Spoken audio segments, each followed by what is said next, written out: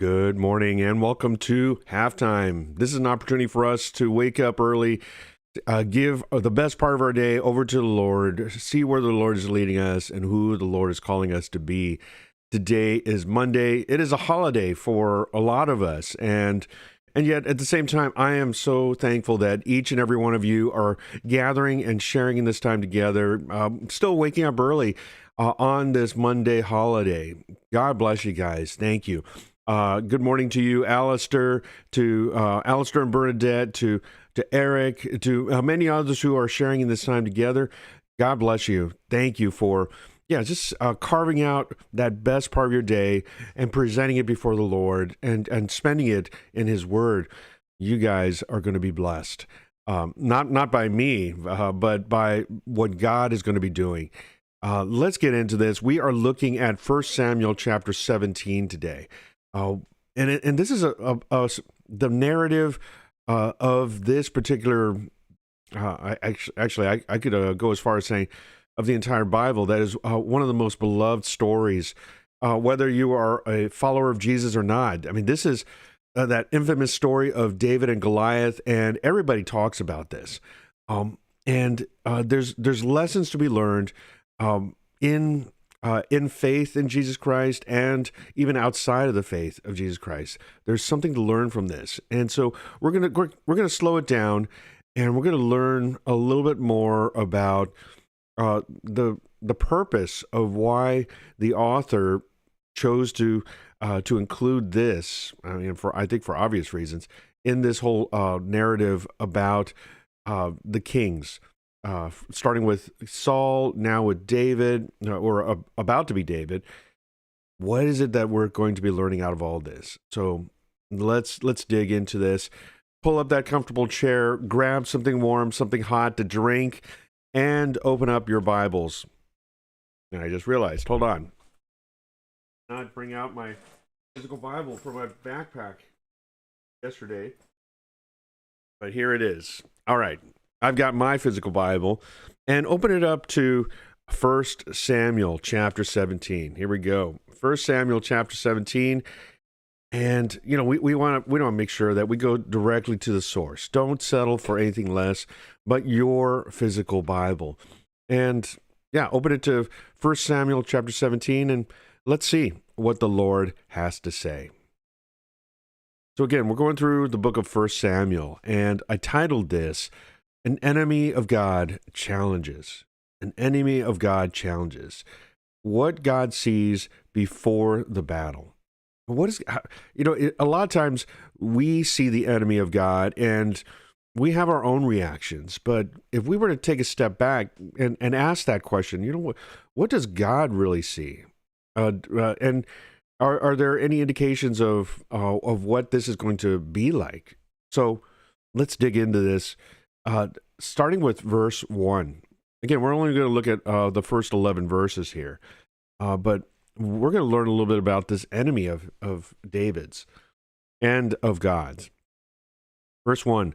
Now the Philistines gathered their enemies for battle, and they encamped at Socoh, which belongs to Judah, and encamped between Socoh and Azekah, in Ephes Damim.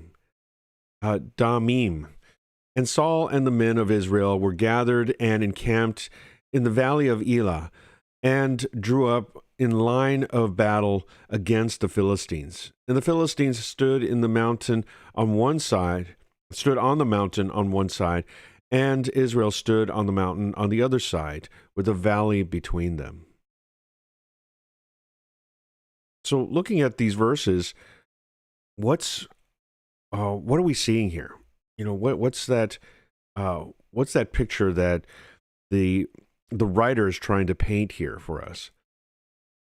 Well, first thing we got to be mindful of is, and especially if you read this along with what we read just before. I mean, imagine if you were to, and I hope you would, read through the context here. Well, where did we leave off? Well, in the previous chapter, in the previous section, we see that David was employed in the service of of Saul, of King Saul. And here David is a permanent part of the court, the king's court. And he was brought in because he was good at playing the lyre, and the king was plagued with an evil spirit. But the lyre, the music, would help soothe him. But then somewhere along the way, we have here the narrative kind of picking up, and we're wondering, okay, how much time has elapsed? There must have been enough time where David was somehow released from that court duty, and also, what we're going to read later, Saul somehow does not recognize David. Now, perhaps, there's a number of possibilities out of all this. It could be that David himself was once a little boy brought into the court before Saul, and once he was dismissed, he then grew up and became a much larger young man, a taller young man, and so Saul probably doesn't recognize him. That's one theory. Another theory could be this narrative is actually placed before what we just read, and that could also make sense. But there's enough of a difference or kind of a change here that the reader is kind of drawn in and asking the question, like, wait a minute, why is this being placed here? You kind of lean in, and that's actually that could actually be a device where it really emphasizes or draws the reader in to a closer look at what we're about to read. And also, Saka is a place that is about 8 miles east of Gath, a Philistine stronghold, and 15 miles west of Bethlehem. So it's a place where it's pretty close to Israelite territory. And we see that Saul and Israel responded to the Philistine assembly by staging at the valley. Again, my apologies for the misspelling there. The valley of Elah, separated by a wadi. A wadi, if you've been in this area, you know that a wadi is kind of like this wide plain area. It could be a dry riverbed, and it's just a wide expanse, a plain. I've had the opportunity to go to Jordan and experience the Wadi Rum, and it is pretty much. If you've seen the movie The Martian, that bright red landscape, that's the Wadi Rum. It's just a massive expanse of red sand, and with some outcroppings of rock every so often, but it's just amazing. And you can just imagine the Philistines are on one hill, the Israelites are on another hill. They've kind of staged opposite the Philistines in response to the Philistines posturing for a war here. And what separates them is this massive expanse of land. Let's continue. Verse 4. And there came out from the camp of the Philistines a champion named Goliath of Gath, whose height was 6 cubits and a span. He had a helmet of bronze on his head, and he was armed with a coat of mail, and the weight of the coat was 5,000 shekels of bronze.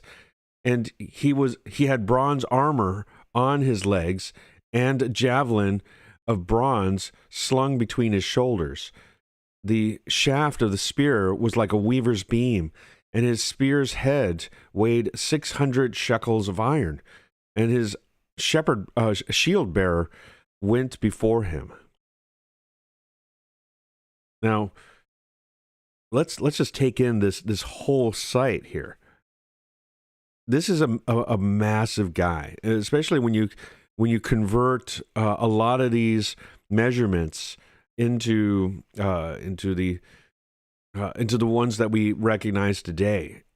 What are we seeing here? Here you have Goliath, who is probably of Hittite descent, but a very remarkable Philistine soldier. He's incredibly tall. I mean, if a cubit is about the length of your arm, your forearm, from the elbow to your wrist, and a lot of people will say it's about 18 inches.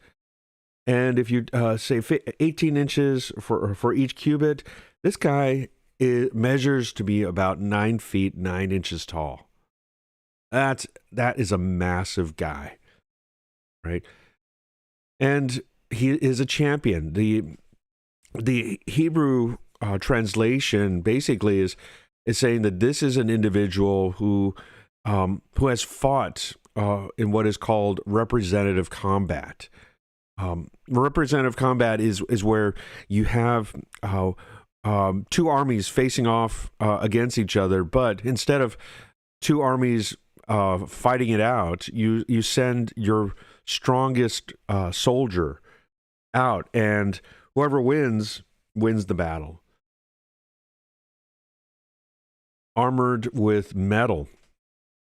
And again, if you convert this to measurements we know today, this is a guy who's carrying around 126 pounds of metal armor, right? And this is not even including the shield that his shield bearer is bringing along, right? But if you really think about it, a giant of this size carrying this much armor on him, I mean, he literally is like a tank. He's going to, I mean, if you really think about it, he's going to lack that mobility, that quickness, that agility in that is needed in close combat, right? But again, this is, just imagine this massive guy walking out on the field, 9 feet 9 inches tall, with just bearing all of this armor and his weapons, his impressive weapons. You know, it's got to be a scary sight. This guy seems invincible. And again, the weapons themselves, they are extraordinarily massive, right? One would not want to go up against go in a fight against this kind of guy. But what if all of this, the enemy of God here, Goliath, was just focused on intimidating the opposing side? And what man sees is this invincibility, this guy who lacks vulnerability, and it's easy to just sink back in fear. But does God see that? The shield bearer here he has a shield so big he needs a separate guy to carry it for him, and it's probably this larger, a rectangular body shield that covers him vertically. Let's continue. Verse 8. He stood and shouted to the ranks of Israel, "Why have you come out to draw up for battle? Am I not a Philistine, and are you not servants of Saul? Choose a man for yourselves and let him come down to me. If he is able to fight with me and kill me, then we will be your servants. But if I prevail against him and kill him, then you shall be our servants and serve us." And the Philistines said, "I defy the ranks of Israel this day. Give me a man that we may fight together." Again, just fear upon fear that the Israelites must be experiencing. To take in this sight and then to hear these words, this giant just calling out to the Israelites to challenge their champion. This is a scary moment, at least for man, right? verse 11. And when Saul and all Israel heard these words of the Philistine, they were dismayed and greatly afraid. Of course you would, right? But isn't that what the enemy would like to do to us? The enemy would like to throw all kinds of things out of to cause us to go into a panic mode, to be engulfed in fear. But we've got God. If we have God on our side, and if we have this understanding of God, what God represents, what God's way and His wills are, do we have anything to fear? If we were to look upon this giant with God's eyes, how should we respond? Goliath here steps forward in questioning Israel's resolve to defend themselves and the Philistines on Israel's land. You know, here he's saying, "Yeah, we're here. Why are you sure you want to do this? Can you really come up against the mighty Philistines?" I mean, he's injecting doubt into their minds right now. And he also spent some time educating the Israelites into what representative combat is to look like. You know, you guys are inexperienced. Let me teach you what representative combat is. And we also see the Goliath insults them. You know, he defies the ranks. He basically heaped shame, you know, upon Israel. You know, and it sends all of Israel that have gathered. Okay. All right, I'm just going to keep going. Hopefully